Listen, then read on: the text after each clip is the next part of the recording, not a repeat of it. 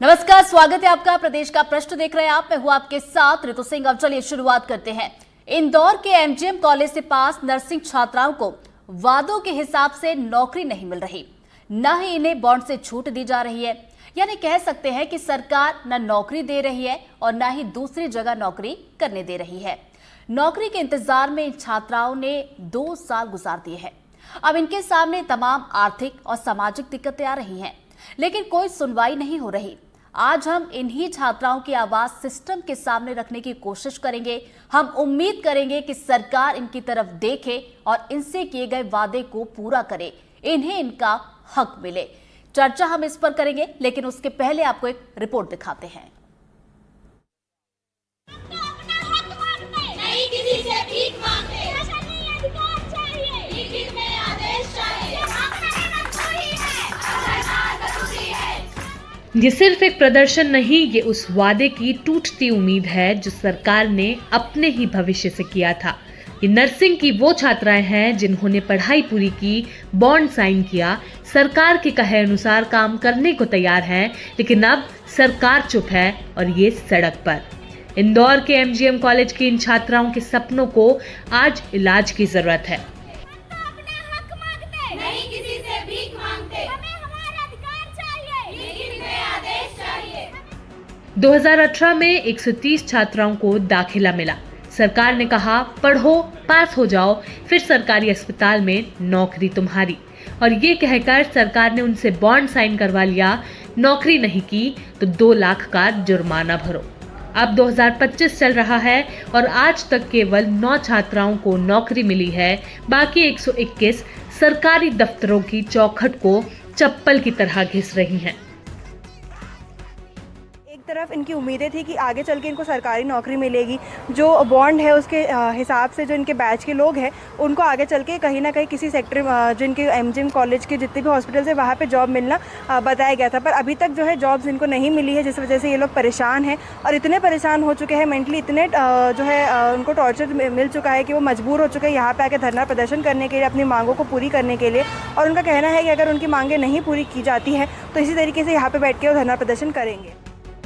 न सरकार नौकरी दे रही है, न इनका बॉन्ड खत्म कर रही है।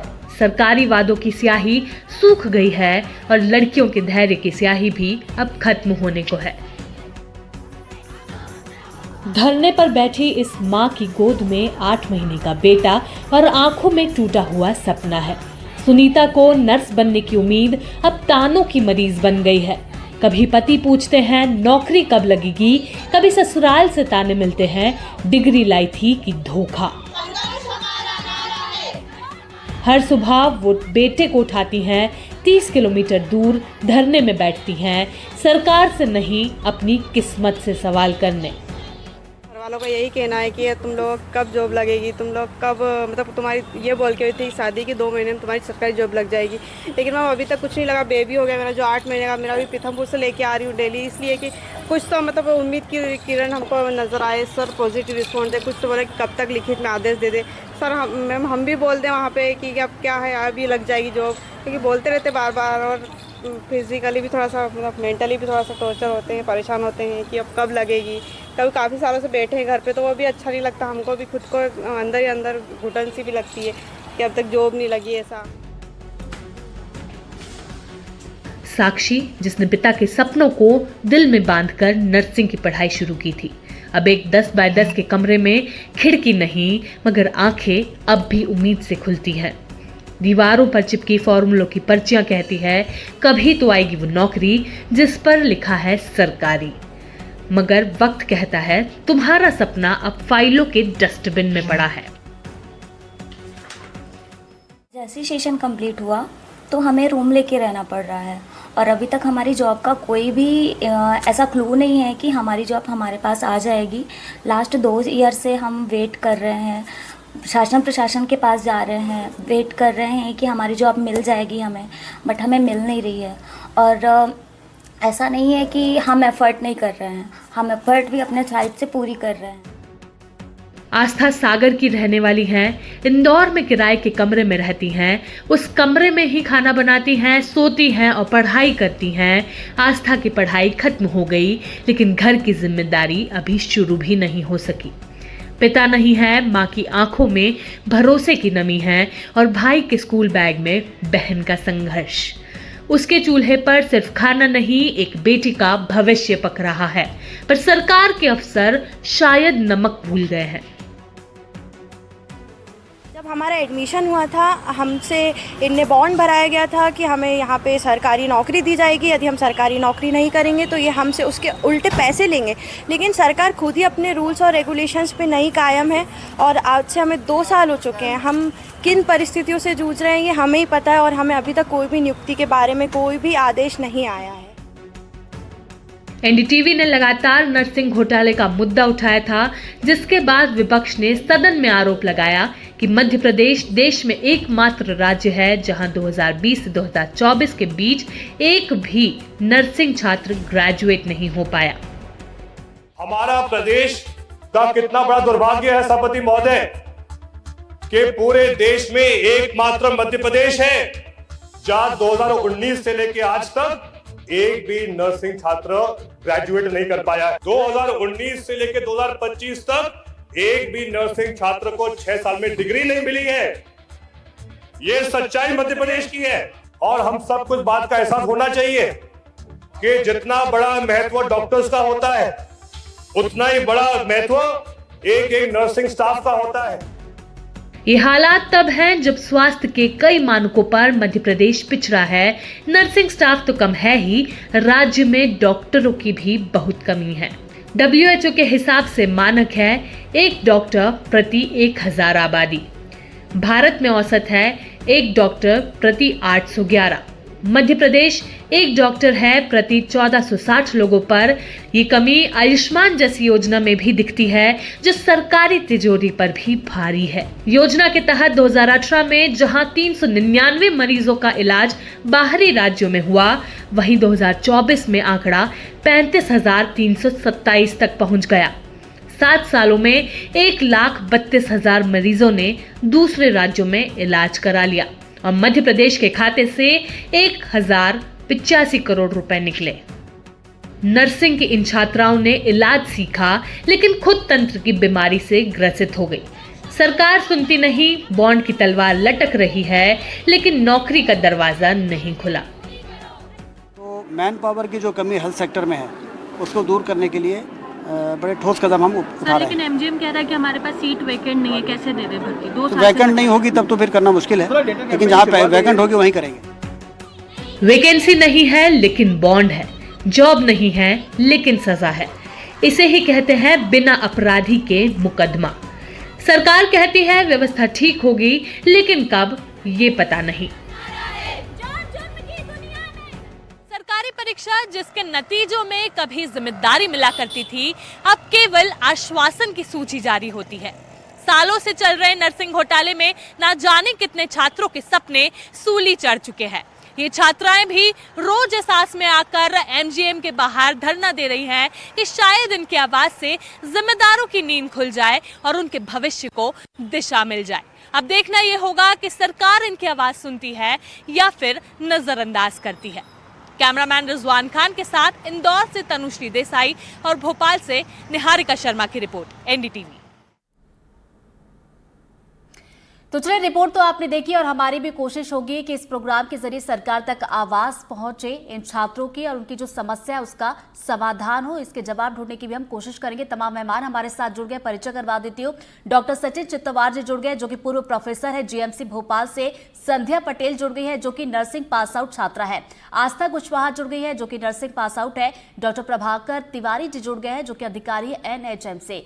इसके अलावा डॉक्टर अर्चना बजाज भी हमारे साथ जुड़ गई हैं, जो कि आईएमए की सदस्य है। शुरुआत में सबसे पहले नर्सिंग पास आउट छात्रा संध्या से करना चाहूंगी, चूंकि देखिए शुरुआत यहीं से हुई थी कि आप लोगों को नौकरी दी जाएगी, उम्मीद दी गई थी। मैं जरा समझना चाहूंगी कि जब आप लोगों ने पढ़ाई शुरू की थी तो क्या कुछ वो बॉन्ड था, क्या उसके नियम और शर्तें रखी गई थी जिसमें यह कहा गया था कि आपकी नर्सिंग की पढ़ाई होगी, उसके बाद आपको नौकरी दी जाएगी? जी हाँ, तो जब हम लोगों ने सत्र 18-19 में एक एग्जाम होती है जीएनएसटी पीएनएसटी वो दी थी, उसमें हम लोग मेरिट लिस्ट पर आए और हमारी नियुक्ति हुई एज ए स्टूडेंट। उस दौरान हमसे एक सॉल्वेंसी बॉन्ड भरवाया गया 2 लाख का, जिसमें ये स्पष्ट अक्षरों में लिखा गया है कि 4 साल की ट्रेनिंग कंप्लीट होने के बाद हमें हमारी सरकारी नौकरी दी जाएगी, जो कि आज से कई सालों से नियमानुसार होती आ रही है। लेकिन जब हमारी बारी आई 2022-23 पास आउट के बाद, तो आज की तारीख में 2 साल हो गए हैं और हमारी नियुक्ति का कोई अता पता नहीं है। तो नियुक्ति का कोई अता पता नहीं है यहाँ पर। और हमारे साथ एक और छात्रा जुड़ी है, आस्था से शायद मेरी बात हो गई है। एक और छात्रा हमारे साथ जुड़ी हैं, संध्या। माफ कीजिएगा, संध्या से मेरी बात हुई जस्ट अभी। और आस्था से मैं एक सवाल लेना चाहूंगी। आस्था, किस तरह की दिक्कतें आती है? चूंकि देखिए, जब हम तैयारी कर रहे होते हैं, ज्यादा समय हो जाता है, तो दोस्त यार पूछते हैं कि नौकरी कब लगेगी, घर वाले पूछते हैं कि बेटा जॉब कब लगेगी। अगर जो शादीशुदा है, क्योंकि मैं रिपोर्ट भी देख रही थी कि एक जो नर्सिंग की स्टूडेंट थी वो अपने बच्चे के साथ ही, तो ससुराल वाले भी पूछते हैं कि बहू आखिर जॉब कब लगेगी। किस तरह की दिक्कतें आप लोग को अब आ रही हैं? जी मैम, हमारे साथ दिक्कत ये आ रही है कि 2 साल बहुत ज़्यादा समय होता है और इस बीच सरकार में कुछ भी ऐसा प्रोसेस लिख के नहीं दे रही है कि आपको हम देंगे नहीं देंगे। अब हम कहीं भी जाते हैं तो हमारे घर वाले ही हमसे पूछते हैं कि बेटा तुम्हारी नौकरी का क्या हुआ। तो हम कुछ जवाब भी नहीं पाते हैं। वो बोलते हैं अरे मध्य प्रदेश में इतने नए हॉस्पिटल खुल रहे हैं तो सीट कैसे नहीं है तुम्हारे पास। एमआई में डीन सर के पास जाओ तो वो बोलते हैं सीट नहीं है, लेकिन इंदौर में नए हॉस्पिटल तो खुल रहे हैं, उसके बाद भी उनके पास सीट नहीं होती, भर्ती की जाती है, लेकिन हम बॉन्डेड, जिसकी पहली प्राथमिकता है कि हमें आप लेंगे, आप उनको नहीं लेते हैं। अब हम कहीं भी जाने से मतलब हमें डर लगने लगा है कि अरे हम इतने बेरोजगार फील होता है हमें कि हम जाएंगे तो सब हमसे पूछेंगे कि तुम्हारी नौकरी लगने वाली थी, तुम्हारी तो सरकारी नौकरी थी, फिर अब तुम्हारी नौकरी का क्या हुआ। तो ऐसे में हमें सोशल एंजाइटी होने लग गई है। हम 4 लोगों के बीच में बैठ नहीं पाते क्योंकि सब हमें टोकने लग गए। तो ये हमारे मानसिक हमें बहुत ज्यादा तनाव करता है। इसके साथ साथ सरकार हमारे लिए कोई भी आश्वासन नहीं देने के लिए तैयार है, ना डीन सर देने के लिए तैयार है। हम भोपाल में, मैं कम से कम 50 बार गई हूँ, हमारे पास पैसे नहीं रहते जाने के लिए, लेकिन हम फिर भी जाते हैं, इधर उधर से व्यवस्था करते हैं कि सर हमें जवाब देंगे, लेकिन वो हर बार ये बोलते हैं कि 1 महीने में हो जाएगा, 2 महीने में हो जाएगा। अब ऐसे करते करते इन्होंने पूरे 2 साल पूरे निकाल दिए और 4 महीने तो और अलग से हो गए। अब हमारे पास कुछ उम्मीद नहीं है। चलिए, आप ऐसा मत कहिए कि उम्मीद नहीं है, क्योंकि हमने ये प्रोग्राम इसीलिए रखा है। ये कोशिश हमारी यही है कि आप लोगों की आवाज़ जो है सरकार तक पहुंचे, आप लोगों को आपका हक मिले। सचिन सर के पास मैं जाना चाहूंगी। सचिन सर, दोनों छात्राओं को आपने सुना, उनकी जो तकलीफ है वो हम समझ सकते हैं। देखिए, 1 साल का समय ही जब हो जाता है तो हम बड़े परेशान हो जाते। 2 साल का वक्त, और उसके बाद जब आप वादा करते लेकिन उसके बावजूद नौकरी नहीं दी जाती। ऐसे में कई सवाल, कई चीजें दिमाग में चल रही होती है। आखिर ये नौकरी कब मिलेगी, कब मिलेगी?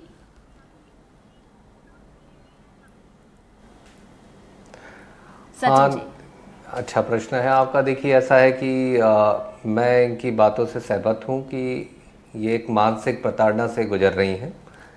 इनको प्रॉमिस किया गया था कि इनकी कोर्स कंप्लीट हो जाने के बाद इनको जॉब दिया जाएगा। कहीं ना कहीं वो 2 साल का बॉन्ड है, वो एक ऑब्लिगेशन है, तो वहाँ ना कहीं प्रशासनिक स्तर पे सरकार को मैं निवेदन करूँगा कि या तो वो यहाँ कोई निर्णय लें कि इनको बॉन्ड से मुक्त करें, या जो इनसे वादा किया गया वो पूरा हो। और वैसे भी इतने सारे अस्पताल आ रहे हैं और इतनी चीज़ें हैं, तो ऐसी योग्य ट्रेंड नर्सें जो कि बैकबोन होती हैं अस्पताल की, उनके बगैर तो काम हो ही नहीं सकता। तो इनका महत्व बहुत ज़्यादा है। दोनों तरीके से पहलू हैं कि अगर एक सकारात्मक दृष्टिकोण से इनको, इनके भविष्य को सोचते हुए अगर निर्णय लिया जाए तो बहुत अच्छे से रास्ते निकल सकते हैं। और इनकी डिमांड है, इनके जॉब्स की कोई कमी नहीं है इनके लिए, पर हाँ, क्योंकि सरकारी एक जॉब का महत्व होता है और कहीं ना कहीं दिल में इच्छा होती है, घर वालों की भी इच्छा होती है कि हमारे बच्चे को सरकारी जॉब लगे। और अगर ऐसा कुछ वादा किया गया है तो वो निश्चित तौर पे पूरा किया जाना चाहिए। लेकिन वही तो पूरा नहीं हो रहा है। अब चलिए, मैं प्रभाकर सर के पास जाना चाहूंगी। सर, देखिए, बड़ी दुविधा है बच्चों के सामने कि आखिर करे तो करे क्या। सरकार कहती है कि भाई 2 लाख का बॉन्ड है, जैसा कि जानकारी मिल रही थी कि जब पढ़ाई ये लोग शुरू करती हैं तो इतने का बॉन्ड होता है। अगर आप नौकरी नहीं करते तो वो पैसे आपको देने पड़ेंगे। अब दुविधा ये है कि ना तो यहाँ नौकरी मिल रही है, ना दूसरी जगह नौकरी तलाशी जा सकती है। इसका समाधान आखिर क्या निकाला जाए?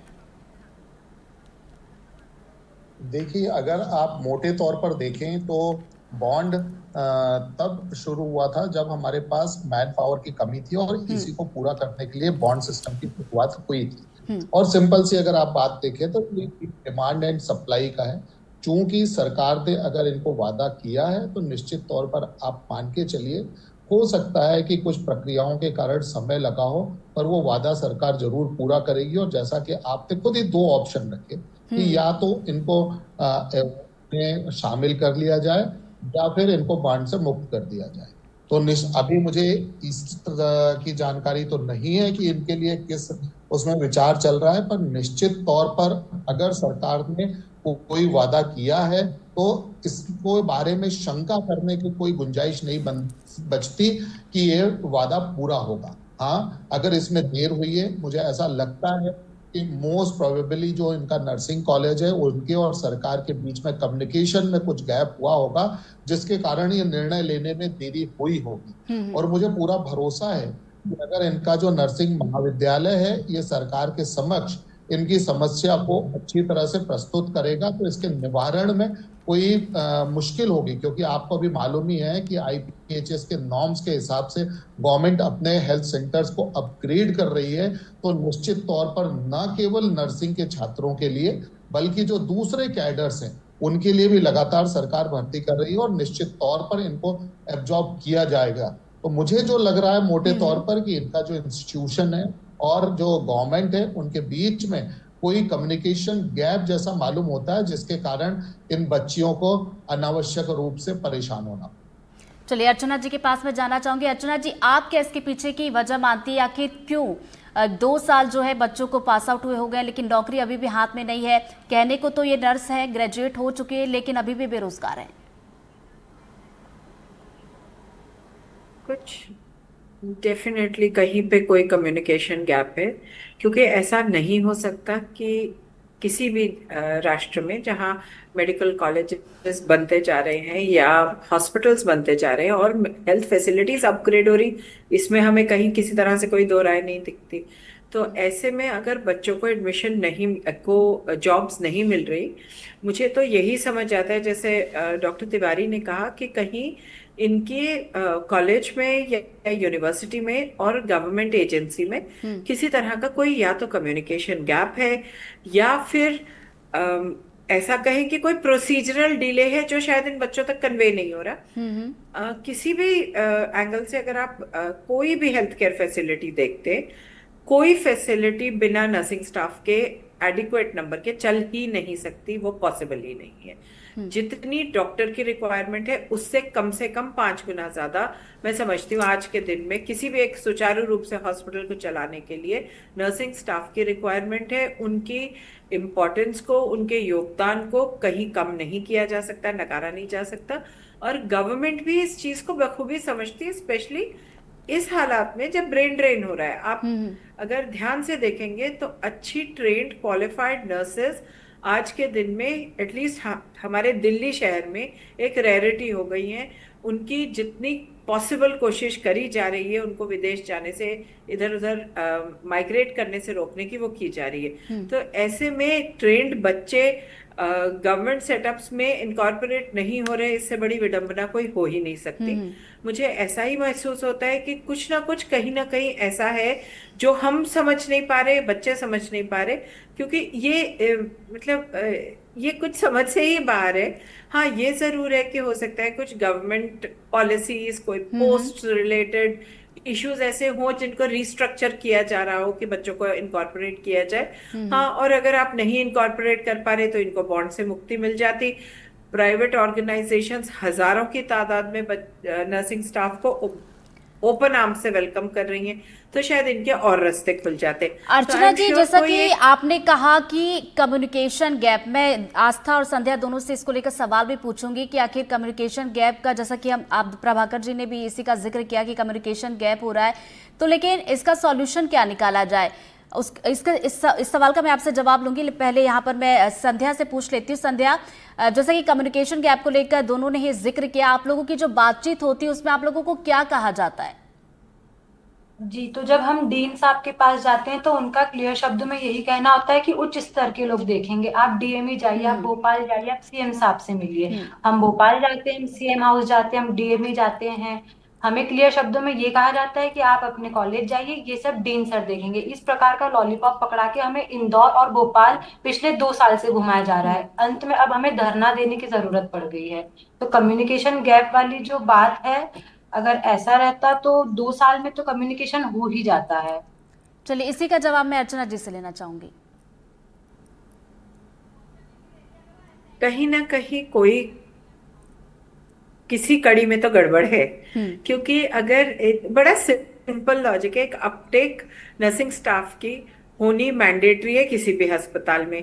अस्पताल का नंबर बढ़ रहा है, बेड नंबर्स बढ़ रहे हैं, डॉक्टर्स की रिक्वायरमेंट बढ़ रही है, नर्सिंग स्टाफ की रिक्वायरमेंट बढ़ रही है। कोई तो कोई जरूर ऐसी चीज है जो हम समझ नहीं पा रहे, और इसके लिए मुझे लगता है शायद ओनस आएगा लोकल मेडिकल एसोसिएशन पे या नर्सिंग एसोसिएशन पे लोकल, कि वो जो रेलेवेंट गवर्नमेंट एजेंसी है, जैसे डीन साहब अगर कहते हैं कि मेडिकल एसोसिएशन भोपाल की या स्टेट मेडिकल एसोसिएशन या स्टेट मेडिकल काउंसिल या स्टेट नर्सिंग काउंसिल, मोर रेलेवेंट यहाँ पे शायद स्टेट नर्सिंग काउंसिल का रोल रहेगा, कि स्टेट नर्सिंग काउंसिल के पास कॉलेज के बच्चियों का एक डेलीगेशन जाकर उनसे इस चीज के ऊपर ज्यादा बेटर इवैल्यूएशन करने की कोशिश करी जाए। हाँ, और ये भी जरूर है कि जो रेलेवेंट लोग हैं इनके कॉलेज के, जैसे इनके डीन हो गए या इनके नर्सिंग को टीचिंग की जो कोऑर्डिनेटर हैं या जो इंचार्ज है या जो प्रिंसिपल है नर्सिंग कॉलेज की, उनसे रिक्वेस्ट की जाए कि वो एक डेलीगेशन लेकर रेलेवेंट मेडिकल एसोसिएशन के पास, नर्सिंग एसोसिएशन के पास जाएं और इसका रीजन पता करें। तो आई एम श्योर रीजन जरूर निकलेगा। ऐसा नहीं हो सकता ये, मतलब अगर आप लॉजिक से सोचे, मैं इस समय डिमांड सप्लाई इन सब चीजों चलिए, की इसी चेन पर को सचिन जी से भी छोड़ते मैं हुए कमेंट लेना चाहूंगी। सचिन जी, अर्चना जी जो कह रही है उससे आप कितना सहमत हैं? देखिए, ऐसा है कि सरकारी तंत्र में मैं भी लंबे समय से रहा, तो यहाँ पे क्या होता है कि अगर किसी को नौकरी देनी है तो जॉब सैंक्शन होता है, पोस्ट क्रिएट होती है, बहुत सारी लंबी प्रक्रिया होती है।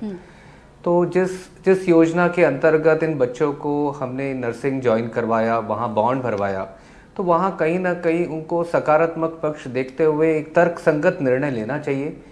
और वो तर्कसंगत निर्णय ये भी हो सकता है कि बच्चों को हम आगे पढ़ने के लिए स्वीकृति दे दें कि अभी आपको अपना बॉन्ड पूरा नहीं करना है। ये तो आपका सिंगल लाइन स्टेटमेंट हो सकता है। हो सकता है सरकार की अपनी मजबूरी हो जिसके कारण वो अभी जॉब नहीं दे पा रहे हैं या पोस्ट सैंक्शन नहीं है। मैं तो कहता हूँ कि भाई प्रतिभाओं को रोकना नहीं चाहिए। इन बच्चों के पास अथाह संसार है, इनकी हर जगह डिमांड है और ये अपने आगे ग्रेजुएशन के बाद पोस्ट ग्रेजुएशन के लिए जा सकती हैं और चीज़ों के लिए जा सकती हैं। तो कहीं ना कहीं मैं ये कहूँगा कि अगर आप जॉब नहीं दे पा रहे हैं तो इनको पोस्ट ग्रेजुएशन के अवसर दे दीजिए, वहाँ कहीं इनके नंबर दे दीजिए, तो कहीं ना कहीं इनके और अवसर बढ़ जाएंगे और ये और योग्य और अच्छी ट्रेंड नर्सें होकर निकलेंगे।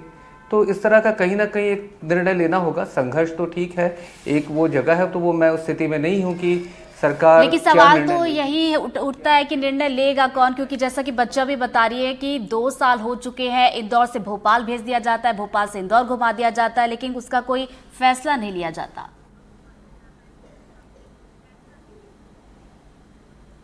सचिन जी, देखिए, इसमें उनको यही करना चाहिए कि कहीं ना कहीं एक सकारात्मक तरीके से एक निर्णय लेना चाहिए कि इन बच्चों का भविष्य खराब ना हो। इन्हें भविष्य के लिए या तो आगे पोस्ट ग्रेजुएशन के मौके दिए जाएं, या तो इनको बॉन्ड मुक्त किया जाए या इनको जॉब दिया जाए। ये चीज़ें सोचने वाली हैं। इसमें मेरे हिसाब से मैं निवेदन करूंगा जो भी अधिकारी हैं, उच्चतम अधिकारी जो हैं, उच्च पदस्थ अधिकारी जो हैं, वो निर्णय लें और जल्दी से जल्दी इसका निराकरण करें। और बिल्कुल प्रभाकर जी, एक सवाल मेरा ये भी था कि जैसा कि सचिन जी कह रहे हैं कि इस पर जो है निर्णय लिया जाना चाहिए, और जाहिर सी बात है कि आस्था कोई सवाल करना चाह रही है। आस्था मैम, हमने पीएनएसटी का एग्ज़ाम दिया था जो एमपी लेवल पे होता है, उसमें करीबन लाखों बच्चे होते हैं, जिसमें हमें हज़ारों में सीट हम पढ़ के मेहनत करके 12th के बाद लेके आते हैं। और हमें जब सरकार बोलती है कि हम आपको नौकरी देंगे, तो आप ये नहीं बोल सकते कि आप हमें बॉन्ड फ्री कर सकते हैं। हमने मेहनत करी है, हमने 4 साल एमवाई में ड्यूटी करी है, उसके बाद हमें नौकरी नहीं मिली, तो ऐसे तो नहीं चलेगा ना। आप बॉन्ड फ्री का तो ऑप्शन है ही नहीं मैम। तो देखिए आस्था जी कह रही है, क्योंकि जाहिर सी बात है कि 4 साल उन्होंने पढ़ाई की है, 4 साल फीस दी है, मेहनत की है, और नौकरी का जब आपने कहा है तो नौकरी देनी भी चाहिए। प्रभाकर जी। देखिए, मुझे एक चीज का जरूर बड़ा दुख है, जिस तरह से आप लोग बता रहे हैं कि इनको कह दिया गया कि आप भोपाल जाइए। जिस भी इंस्टीट्यूशन में नर्सिंग जो इनका कॉलेज है, उनके प्रिंसिपल और डीन की ये ड्यूटी है कि इनकी बातें ये सरकार तक पहुंचाए। आखिर इन बच्चों को जो भोपाल भेजा जाना, भोपाल जाने की सलाह देना, इसको तो मैं कतई उचित नहीं मानता। अगर मैं किसी इंस्टीट्यूशन का हेड हूं, मेरे अंडर ये बच्चियां पढ़ रही हैं, तो मेरी ये मॉरल रिस्पॉन्सिबिलिटी है, क्योंकि मैं भी उसका पार्ट हूं कि इसको रिजॉल्व करवाऊं। तो मैं एक चीज बिल्कुल ये जरूर कहूंगा कि जो भी हमारे पेरिफेरल इंस्टीट्यूशंस हैं, चाहे वो डीन हो, चाहे वो इनके प्रिंसिपल हो, या जो भी हो, इनकी बात को सरकार के समक्ष रखें, क्योंकि ये बच्चियां कहाँ तक आएंगी जाएंगी। उनकी बिल्कुल बात सही है, उनके साथ हमारी भी सहानुभूति होनी चाहिए कि जो बच्चियां जिनको अभी नौकरी नहीं मिली है, वो इतना खर्चा क्यों वहन करें। तो ये हमारे सिस्टम एक रिस्पॉन्सिबिलिटी है, स्पेशली जहां पर ये पढ़े। निश्चित तौर पर जब इनका बॉन्ड एग्जीक्यूट किया गया होगा, उसकी जानकारी इनके वरिष्ठ अधिकारियों को, इनके जो रिस्पॉन्सिबल लोग हैं, प्रिंसिपल को, डीन को रही होगी। तो ये उनकी मॉरल रिस्पॉन्सिबिलिटी है कि इन बच्चों की बात तक वहां तक पहुंचाएं। और मुझे 100% भरोसा है कि अगर प्रॉपरली इनकी बात रखी जाएगी तो निश्चित तौर पर स्वीकार होगी। क्योंकि मेरा तो पुराना जो एक्सपीरियंस यही रहा है कि जब भी कभी असफलता लगती है, तभी होती है जब हम अपनी बात को प्रॉपर ढंग से रखते नहीं। तो चलिए, छात्राओं का ये कहना है कि अपनी बात तो वो रख रही है, लेकिन सुनवाई कोई नहीं हो रही। और एनडीटीवी की कोशिश थी कि ये जो हमने आज प्रोग्राम रखा था, कोशिश यही थी कि इसके जरिए छात्राओं की आवाज पहुंचे, सरकार सुने और उनके हक में यहाँ पर फैसला लिया जाए। बहुत बहुत शुक्रिया आप सभी मेहमानों का हमारे साथ जुड़ने के लिए इस चर्चा में। और यहाँ पर वक्त हो चला एक बहुत छोटे से ब्रेक का, फौरन लौट रहे हैं।